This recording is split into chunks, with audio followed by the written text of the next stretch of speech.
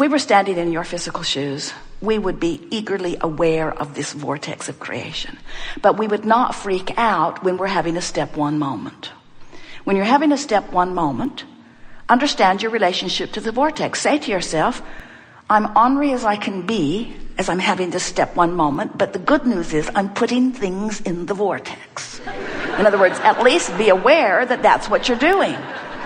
And then say, and I know the happy old vortex is over there just spinning around, gathering all the cooperative components, but for now I intend to just complain. Because in my complaining, I'm adding more to the vortex. That's my justification. And we say, yes, you are. And we do want you to be easy when you're not in the vortex, but we want you to be in the vortex. And you don't need to worry. There is enough contrast that surrounds you that you'll have plenty of step one opportunities. Let your dominant intent be to be in the vicinity of the vortex. Let this loving, God-force vortex bring you in. Let yourself be all that you have become. That's what will happen when you have your, what you call your death experience. We call it croaking. We try to be as disrespectful as we can of death, since there isn't any. You're always alive, sometimes physically focused. And as you came into this physical experience, it was your intention to let the contrast inspire the expansion. But do you know what the most exhilarating thing that you were looking forward to in this expression of physical life? Do you know what you were really wanting? Do you know the reason that you keep coming forth into the physical experience? Because there is nothing more delicious than to have expanded and held yourself apart from it for a little bit and then release the resistance and let yourself go. That's the river of life that you want to live. You want to continually be in this place where you're reaching and allowing and reaching and allowing and reaching and allowing. And you don't need to worry about it. It will ever be thus. We just think that when you know who you are, and you know about the vortex, and you know about the laws of the universe, and you know about your emotional guidance system, and you know you can direct your own thoughts, and you can practice by feeling the thought that doesn't feel good, and then feeling the thought that feels better, and then feeling the thought that feels better still. When you become aware of the laws of the universe and your place in it, it's like having your hands in the most creative of clay. And then life is so good, just like you knew it would be. So if you can accept that, yes, while you're standing here in this physical body, you are what you are, but you are so much more, and you are so close to allowing everything that's in this vortex to become. And that's what this gathering is about. We call it a law of attraction based seminar because the law of attraction is what is assembling the cooperative components. But in this art of allowing understanding, we want you to ask yourself the question and hopefully find the answer here today. Are you one of the cooperative components? Are you letting yourself be one of the cooperative components to what you have asked for? Or are you over here beating the drum of why you ask for it? Life causes you to ask for more money. Ask for money. There's a lot of that going on. Asking for more, asking for more, asking for more, asking for more. Becoming. Your vortex of creation is spinning. And all cooperative components have already been assembled. That's why we can say to you, it's done. It's done. It's already done vibrationally. Are you a cooperative component? No, I'd rather complain about not having enough money. I don't have enough money. I don't have enough money. I don't have enough. I have never had enough. I can't remember having enough money. I don't like not having enough money. I hardly know anybody who has enough money. Rich bugger over there, he's got enough money, but he probably deals drugs. So as you are beating the drum of the same unpleasant thing which caused you to ask, now you're using that same unpleasant thing, that contrasting thing which caused you to expand and caused the universe to open, which caused the vortex to spin, which causes the assemblance of all things necessary to give you everything that you ask for, right down to the last detail. Are you going? No, I'd rather complain. And that's really what this gathering is about. We want you, by the time you leave here today, to understand your relationship with your vortex. We want you to understand your relationship with who you really are. And when you care about how you feel, then you're able to understand your relationship with your own vortex of creation. The vortex is bringing in all cooperative components. But if you're over there beating the drum of a different vibration, then you're not a cooperative component, and you can't be someone who comes into vibrational alignment with your own creation. You're a holdout of your own creation. And what's so interesting about that is that if life hadn't caused you to create it, you wouldn't even notice through negative emotion that you're not there. In other words, if you hadn't expanded, not going wouldn't feel uncomfortable. So when you feel negative emotion, it always means two things. First, you've created one whopping swirling vortex, and you're not going. Oh, you're going. You're just going to wait till you croak, maybe, to go. We don't think you should have to croak to get in the vortex. We think that you should be able to release enough resistance by focusing upon enough good feeling things, by giving yourself and others the benefit of the doubt, by giving yourself a break, by looking for reasons to praise and reasons to appreciate rather than reasons to criticize and reasons to poke and probe. When you release or relax your resistance, the vortex will bring you in, and then your heart will soar, your mind will clear, your path of creation will unfold, and then you will be living the life you intended when you came forth into this physical body. That's what you came for.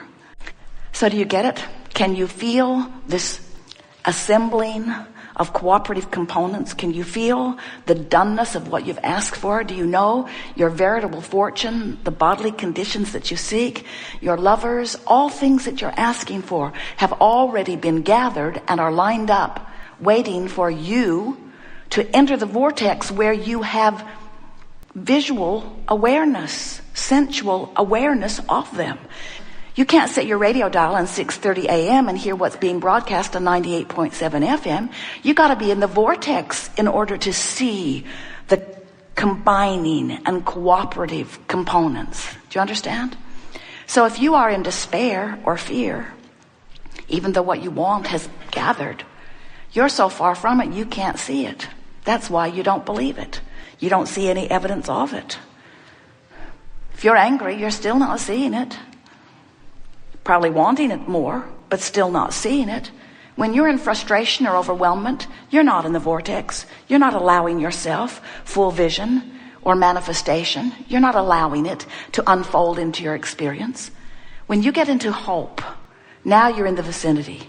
When you are feeling hopeful about something, even though you haven't seen it, that means you've released enough resistance. And in the releasing of resistance, you are cooperating enough vibrationally that the vortex can bring you in. You see how it works? When life causes you to ask, not only is it given, it literally becomes. So our physical friends say, well, oh yeah, then where's my stuff? Because I've been asking and I don't see it. And we say, it has been given and it exists in this non-physical vibrational reality. In a vibrational reality, and you say, big deal.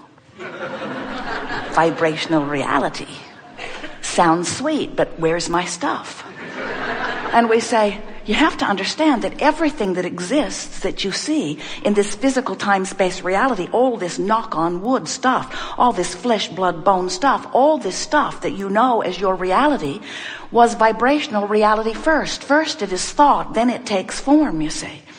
And so this vibrational reality, which holds who you really are and everything you want, but more importantly and perfectly said, everything that you've become, this vibrational reality is a reality worth understanding, worth talking about, worth recognizing, and worth attempting resonance with. That means when life caused you to become more, the question is, are you keeping up? Are you going? Are you letting yourself be the more that life caused you to be? And if you are, you feel wonderful.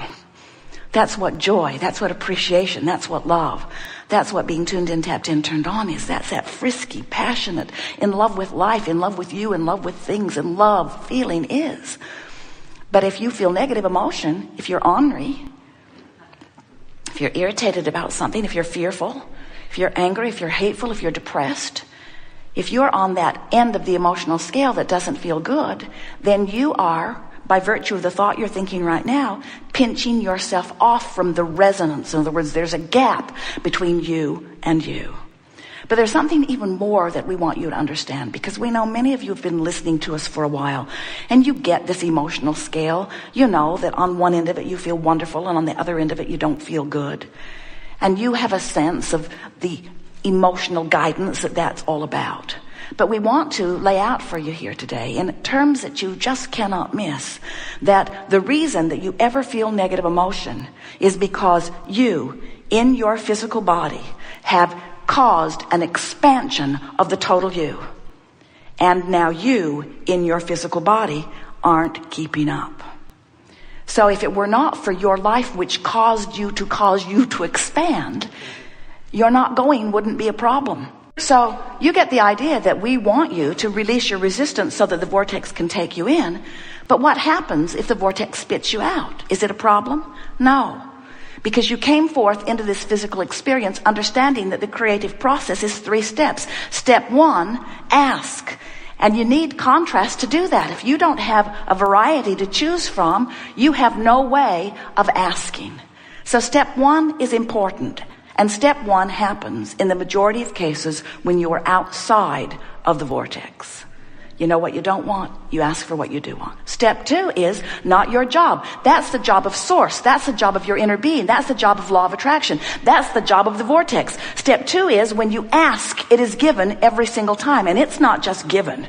The vortex and the source within you becomes the equivalent of all that you've been asking for. So step 2 is not your work. And step 1, you don't have to work at, because the contrast just causes you to ask. Step 3 is your work. And what is step 3? Step 3 is to be conscious and aware of the way you feel, reaching for the best feeling thought you can find from wherever you are, so that you will allow the vortex to take you in. Allow your entry into the vortex. If someone called you on the telephone and said, "Hello, you don't know me. I'm just calling to tell you I will never call you again," you would say, "All righty then." But if someone you really care about were to tell you that, that contrasting experience would cause you to launch a powerful rocket of desire. And because you've expanded in a new place, now the evidence that you're looking at is so far from the expansion that you've taken, you would feel the vibrational discord. There would not be the resonance or harmony. There would not be the alignment that you are really reaching for. So you've come forth explicitly to explore contrast. And some say, "Abraham, I don't really get this. If I was pure positive energy with no resistance before I came into this body, tell me again, why did I come forth into this body?" I wanted contrast. Is that what you're saying, you crazy non-physical ghost? Is that what you're saying? I wanted this contrast. And we say, "Oh, you did.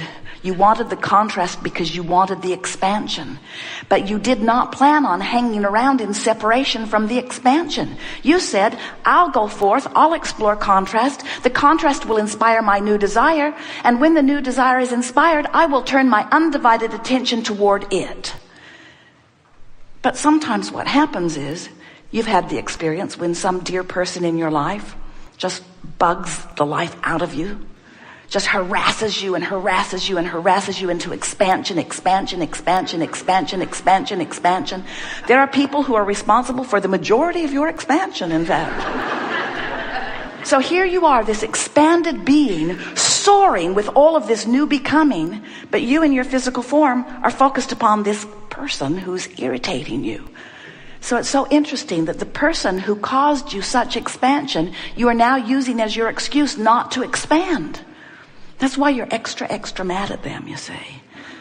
Because they're hooked in with you. You're tied together as this collaboratively co-creative partnership. We've enjoyed this interaction immensely. It is delicious to come together with those like you who are coming more and more, moment by moment, really, to know who you are. Today, we feel satisfaction for these reasons. We have felt your willingness to focus for inordinate amounts of time, for the sheer purpose of understanding this vortex of creation that we've been talking about. It has been slow going here today. There was not much about it that was really fast moving. But in the process of that, What has been activated within each of you is